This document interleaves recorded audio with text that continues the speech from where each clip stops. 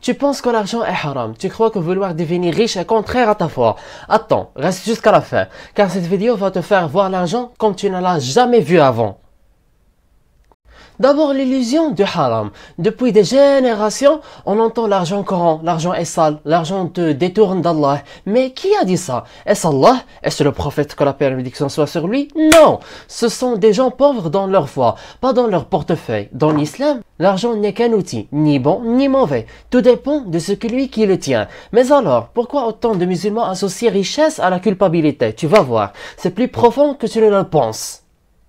Alors l'origine du blocage psychologique. L'enfant musulman est souvent élevé avec ce discours. Contente-toi du peu. Trop vouloir, c'est dunya. Mais le prophète, que la paix et la bénédiction soit sur lui, avait de l'argent. Ses compagnons, des commerçants prospères. Abu Bakr, millionnaire. Uthman, multimillionnaire. Ils ont bâti une umma, une nation, avec des slogans, avec des ressources. Tu veux savoir ce qui différencie leur richesse de celle des gens d'aujourd'hui? C'est maintenant que ça devient intéressant.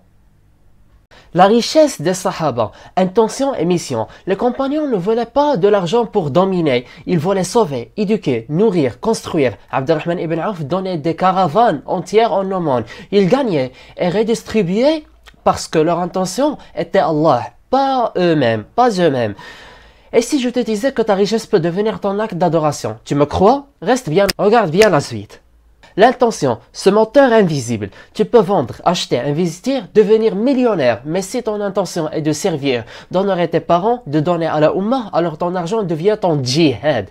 Ton business, ton commerce devient un acte de foi. Mais attention, il y a un piège subtil que beaucoup ne voient pas. Subtil, ça veut dire caché. Et qui rend l'argent réellement haram. Tu veux savoir? Alors quand l'argent devient haram, vraiment, ce n'est pas l'argent en soi, c'est quand il devient ton Dieu.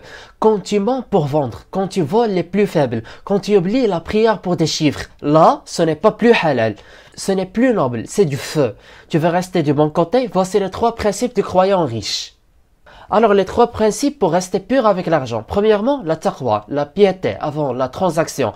Pas de vente sans conscience. Deuxièmement, la baraka avant le bénéfice. Ce n'est pas combien tu gagnes, mais comment. Troisièmement, la sadaqa avant la satisfaction. Purifie, purifie, purifie. Ça veut dire purifie. Mais tu te demandes sûrement, ok, je veux gagner de l'argent propre. Mais comment je commence? Voilà le plan. Donc je te donne un plan halal pour bâtir ta richesse. Commence petit, vends ce que tu connais, ajoute de la valeur, dis la vérité, sois ponctuel, mais fais du commerce une ibada. Crée une marque qui fait du bien autour de toi et surtout donne encore, donne toujours. Allah t'ouvrira des portes que tu n'imaginais même pas. Tu veux une preuve concrète? Voici une histoire vraie qui va te retourner l'âme. L'histoire de celui qui a tout changé avec une seule intention. Un jeune, fauché, inconnu. Il décide de vendre des bracelets avec l'intention d'aider sa mère malade. Il ne mange jamais, il prie à l'heure, il donne 10% de chaque vente. Aujourd'hui, il a une entreprise éthique, il emploie des veuves, il paie l'école d'orphelins. Pourquoi? Parce qu'il n'a jamais vendu pour lui. Il a vendu pour Allah. En guise de conclusion, et toi? Alors maintenant, je te repose la question. Tu crois toujours que l'argent est haram? Non, ce n'est pas l'argent, c'est ton intention.